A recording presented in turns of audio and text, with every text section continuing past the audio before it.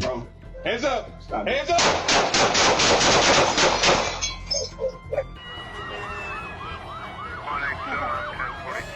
A man claiming to be a High Sun Back devotee held a gun to provoke the police, was subdued on the spot. Around 2:15 a.m. on May 2, 2024, the Indianapolis Police Department received 2 consecutive emergency calls. The caller reported that a man with a gun appeared at the 3900 block of Broadway. Later, the man was identified as Lama Brandon Qualls, 35 years old. This is the recording from the 2 calls. What's going on? There's a guy outside the facility waving a gun at people, saying that he's a felon and claiming that he will shoot people. There's an intruder. He's a black male with tattoos, about, I don't know, probably 5'8", and he has a gun. He just put it in front of my face and cranked it up against a metal bar to let me know it's real. He's currently on my porch trying to, solicit electronics for sale, but he's kind of babbling off crazy stuff.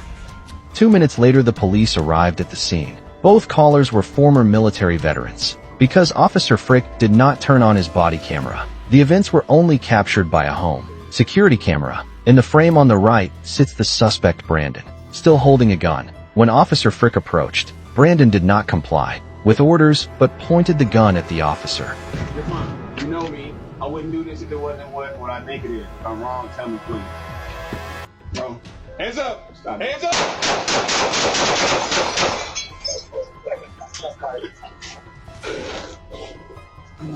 Let's look at the angle from Officer Back's camera.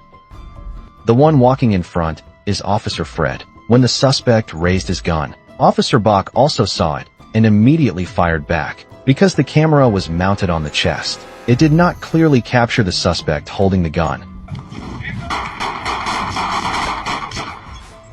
Shots fired. Shot fired. After that, authorities confirmed no one else was injured. When the support team arrived, police gave emergency first aid to the man. Paramedics quickly took him to Methodist Hospital. However, due to severe wounds, he did not survive. Investigation showed that at the moment the suspect tried to pull the trigger, his XS.45 ACP handgun was hit by a bullet and fell onto the steps. According to records, Brandon had a criminal history since 2014. He was sentenced to 51 months for burglary in Indiana. By 2016, he dreamed of becoming a kingpin like Heisenberg, manufacturing, selling, and storing illegal weapons. He was sentenced to 7 years in prison and released on March 1, 2013. Just 2 weeks before the shooting, Brandon had been arrested 3 times for domestic violence charges. After posting bail, he was released from Marion County Jail. Brandon quickly returned to his old habits, carrying a gun to force others to buy goods. Brandon's girlfriend, Alan, shared that he once suffered a mental breakdown, but never received proper treatment. Police also confirmed they had been to this area many times before and could recognize Brandon.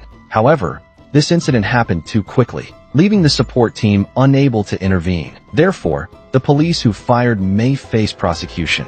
In this case, both involved officers were veterans. Officer Back has 9 years of experience. Officer Frick has 6 years of experience. After the incident, they were placed on paid administrative leave. This was the second consecutive shooting in just 2 days for the Indianapolis Police Department, and also the 4th serious incident involving IMPD officers. This year, afterwards, the police chief gave an interview. He stated, "Oftentimes, our officers are put in situations where they have a responsibility to defend themselves and the community. Each one of these incidents has its own set of facts and circumstances to it. That's why we have investigations, criminal and administrative, to find out what exactly happened and what could have been done differently." Last time I saw him was in that back room. He's still there. Hey, get your hands off! Gun! 205, he's got a gun. Shot taken, suspect is down. America is a free country, but there are shootings every single day. This officer has fired his weapon twice in 3 years, and both times a single shot hit its target. Around 12:30 p.m. on May 21, 2014, in Austin, Texas, 2 police officers were patrolling on Springdale Road. near the intersection with Starkston Road, when they spotted a stolen car. This footage came from the body camera of Officer James. When the two officers got out of their car to inspect, a man walked out of the convenience store at the gas station. Officer James greeted him, but the man immediately ran back inside. Later identified as Alfonso Gonzalez, 35 years old. What's up, man? Come here, man. Get over here. 205, it's not complying. You just went back in the store. Officer James quickly realized something was wrong and immediately reported to dispatch. He described the suspect. Hispanic male, skinny, bunch of tattoos all over his arms and legs. Since they were unsure what was happening inside the store, the two officers did not dare to rush in. Suddenly, a gunshot rang out from inside the store. The view then switched inside. Besides the suspect, there was a cook and a manager. The manager was in his office. When he heard the gunshot, he immediately locked the door. The cook pulled out his phone to record, capturing the entire incident. I swear I just heard a gunshot.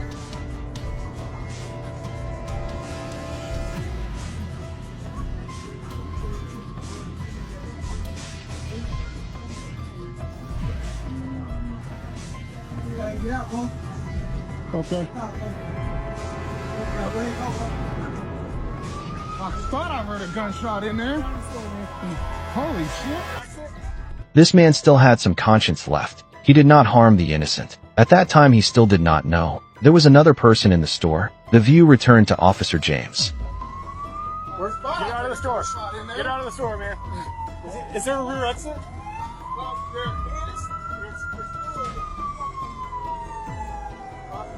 From the cook's statement, police learned there was a back door in the kitchen, but it was locked. So at that moment, the store only had the main exit. About a minute later, a female officer arrived at the scene. It must be said she was very brave, rushing in right after opening the door. Last time I saw him was in that back room. He's still there. Hey, get your hands off! Gun! 205, he's got a gun. Hey, drop it and put your hands off! Now! Hey, Debbie, come on back out. Come back out with us. Hey, let's move over. Back up to the car, back up to the car. 205, we're backing up to the car. Get out of here, dude. He's got a gun. Get out of here. The cook had gone outside but kept recording, just like a war correspondent. Since the store had only one exit and hostages were inside, to ensure safety, police did not dare to rush in. They could only wait for backup. Okay. Call him right now. Call him. 205, there might be one employee locked in the office. I'm going to try to grab my rifle. Forward. All right. I'll move up with you. Một khẩu súng trường được chuẩn bị. Cảnh sát James lập tức đi theo để yểm trợ.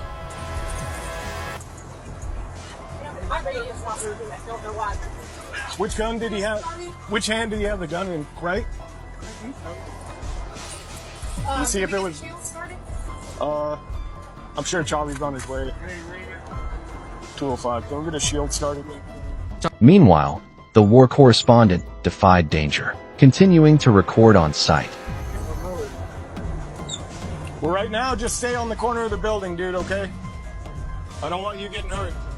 Soon after, the crisis negotiation team and SWAT arrived. This is the view from a drone at the scene. During the ongoing negotiation, Gonzalez told the negotiator that he knew someone was inside with him, and that person could not leave. After 4 hours of persuasion, Gonzalez still refused to come out. Upon orders from superiors, the SWAT team threw tear gas grenades inside, then broke the store's glass wall to rescue the hostage. However, they were met with gunfire from Gonzalez.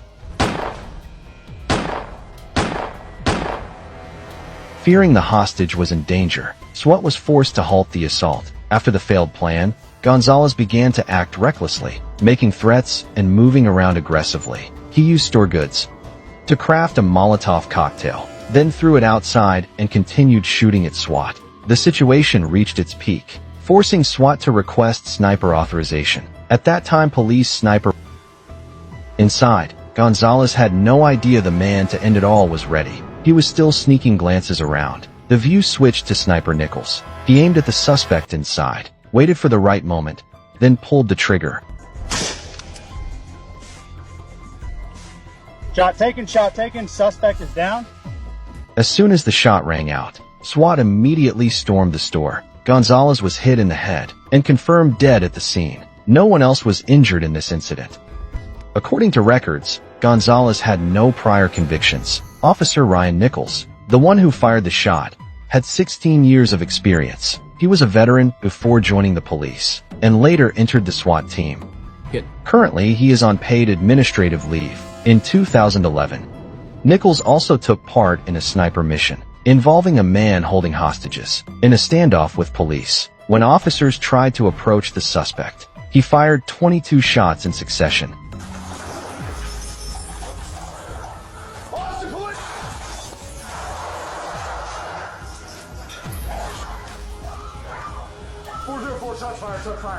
In the critical moment, Nichols shot the suspect in the head, ending the incident with no other injuries. Movement, he's coming out. One hand up in the air. Got the kid. One hand is up in the air. He's down. Alpha 1, shot taken, suspect is down. 6 months later, the prosecutor's office concluded that Nichols' shooting was justified, and he faced no criminal.